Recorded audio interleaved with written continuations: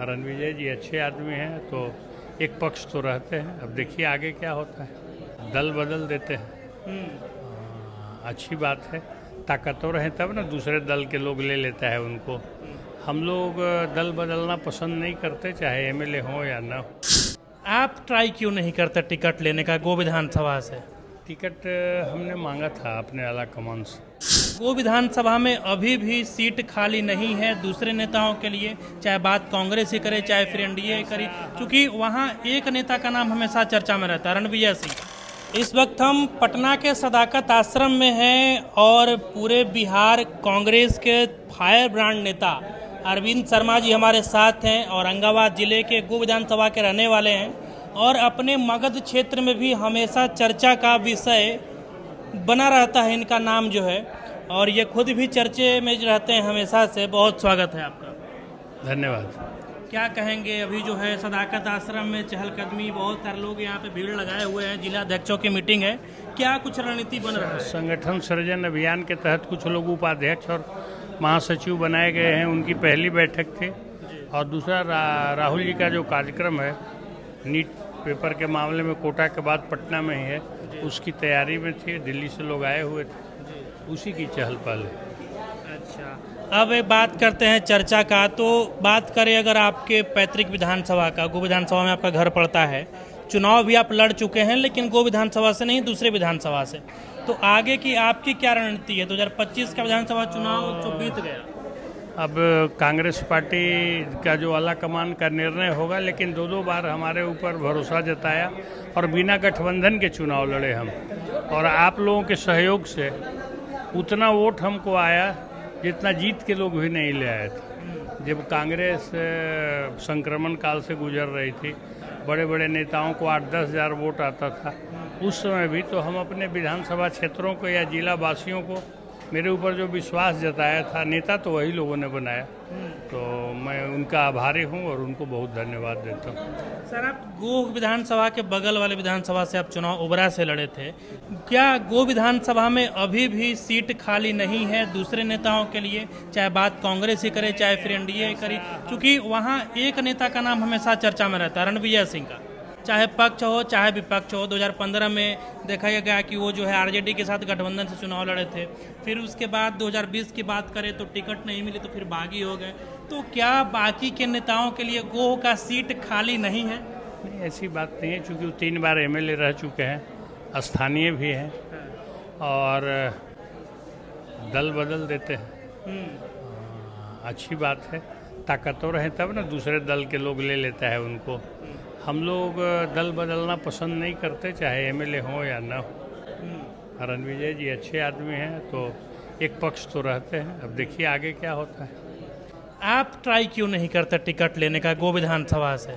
Ticket हमने मांगा था अपने आला कमान से जी, लेकिन चूंकि उस सीट गठबंधन में चला गया, इसलिए हमको टिकट नहीं। जी, बाकी क्या कहेंगे बगल में, फिर अगर आपको गो के अलावा कहीं से अगर टिकट, अगर कहीं से अगर बड़ों से चुनाव लड़े थे, जिस दिन इतना इसका आधा वोट था, इससे आधा मतदान केंद्र थे, तो 18-20 हज़ार लोगों ने वोट देने का काम किया, ही अपने आप में बड़ी बात थी। वो भी सीट चला गया गठबंधन में, तो हम लोग तो मान ली पार्टी का जो आला कमान का निर्णय होगा वो मानने वाले लोग। हम तो एनएसयूआई से लेके यूथ कांग्रेस से लेके संगठन के भिन्न भिन्न पदों पर रहे हैं। हम तो आइडियोलॉजी की राजनीति करते हैं, एमएलए बनने के लिए राजनीति तो करते नहीं। आइडियोलॉजी की आप राजनीति करते हैं, एमएलए बनने के लिए नहीं। गांधी, हम लोग गांधी के सिद्धांत मानने वाले आदमी हैं, गांधी की विचारधारा पर चलने वाले आदमी हैं, तो गांधी तो कभी एमएलए एमपी नहीं हुए। बहुत बड़ा बात कह रहे हैं, बड़ी बात कह रहे हैं आप। हाँ, तो गांधी तो कभी आप एमपी एमएलए हुए तो बताइए। जी, सही बात। अच्छा, एक बात और बताइएगा सर, अब आप यूथ कांग्रेस से ही कांग्रेस में हैं, एनएसयूआई से ही हैं, छात्र संघ से ही हैं, अब वरिष्ठ नेता हो गए, बच्चा से जवान, जवान से फिर अब वरिष्ठ हो गए हैं, तो क्या कांग्रेस को अब एमएलसी आपको नहीं बनाना चाहिए था? तो अभी कांग्रेस खुद संक्रमण काल से गुजर रहे हैं। जी, जब अच्छी स्थिति आएगी तो देखा जाएगा। उस अच्छी स्थिति आएगी। आप तो पटना रहते हैं, आपको अनुकूल स्थिति क्या है नहीं है जानते हैं, लेकिन कांग्रेस की स्थिति आने वाली है। राहुल जी का मेहनत बेकार नहीं जाएगा, और देश में जिस तरह का आपने देखा होगा खाद नहीं मिल रहा है। अभी तो उसी इलाके से आते हैं। धान किसानों का नहीं ले पाता है, खाद का ब्लैक हो रहा है, राम मंदिर चंदा, नीट परीक्षा, डीजल पेट्रोल का कीमत, ये सब आज देखिए कि सस्ता हो गया लड़ाई के बाद, लेकिन ये कहाँ सस्ता कर रहे हैं, दूसरे देशों ने कर दिया। तो वेलफेयर से तो इनको कोई मतलब ही नहीं है। कांग्रेस का हालत इतना खराब कैसे हो गया सर? एक AIMIM पार्टी है जो कि दूसरे राज्य की है, बिहार में आकर चुनाव लड़ती है और बेहतर परफॉर्मेंस करती है। कांग्रेस में कमी कहाँ रह गई? कांग्रेस में कमी रह गई कि कांग्रेस अपने किए हुए काम को भुना नहीं सके। दो तरह के लोग होते हैं। भारतीय जनता पार्टी इवेंट ज़्यादा बनाते हैं, काम कम करते हैं। हमारे यहाँ काम ज़्यादा किया लोगों ने। अब सोनिया गांधी ही थी तो आपने देखा होगा प्रधानमंत्री का पद ठुकरा दिया जी। अब इनको आप देखिए कि इनका तो अपना कोई इतिहास नहीं है, हीन भावना से कहूँ न कहूँ ग्रसित हैं। तो न अभी JP आंदोलन के लोगों को दे रहे हैं, जैसे लग रहा है कि आज़ादी की लड़ाई यही लड़े थे 47 में। हम उनका शिकायत नहीं कर रहे हैं, लेकिन ये नया इनका अपना कोई इतिहास नहीं है, इसलिए हीन भावना से ग्रसित हैं। और कांग्रेस पार्टी आइडियोलॉजी के साथ आएगा, दिन आएगा कांग्रेस का। अच्छे दिन आप देखेंगे? हाँ, जरूर।